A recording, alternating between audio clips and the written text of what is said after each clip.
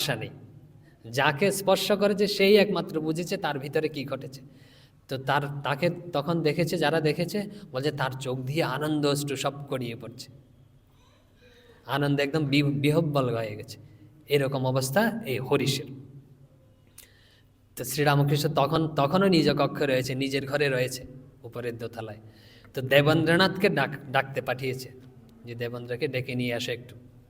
তো দেবেন্দ্র যেই এসছে তখন যে ঠাকুর শ্রীরামকৃষ্ণ দেবেন্দ্রকে বলছে, আচ্ছা এই যে রাম কি কারণে আমাকে অবতার বলে?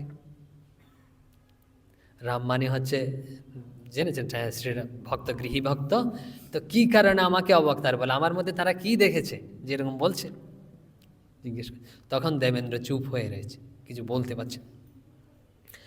আসলে না, তিনি আজকে সবাইকে করবেন, যারা আছে কানা খোরা আধ্যাত্মিকভাবে উপলব্ধি শূন্য আমাদের মতো, তাদেরকে তিনি অগাধে কৃপা করবেন, অযাচিতভাবে করবেন। এটা হয়তো মনে মনে কিছু একটা ঠিক করেছেন, তখন এইসব প্রশ্ন জিজ্ঞেস করছেন।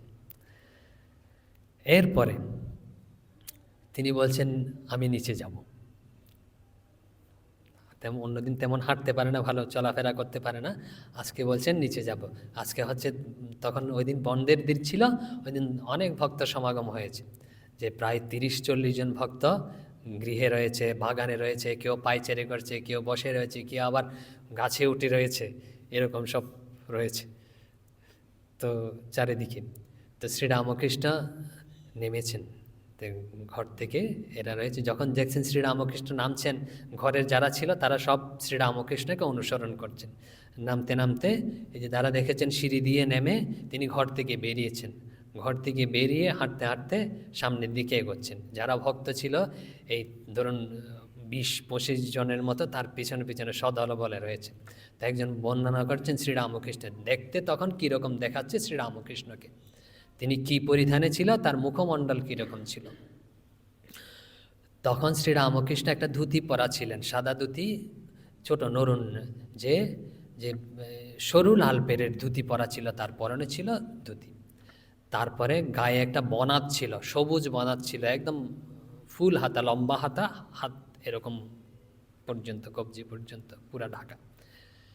তারপরে কান ঢাকা টুপি ছিল, একদম কান ঢাকা এরকম টুপি ছিল। আর পায়ে মৌজা পরা ছিল, আর চটি জুতোও ছিল।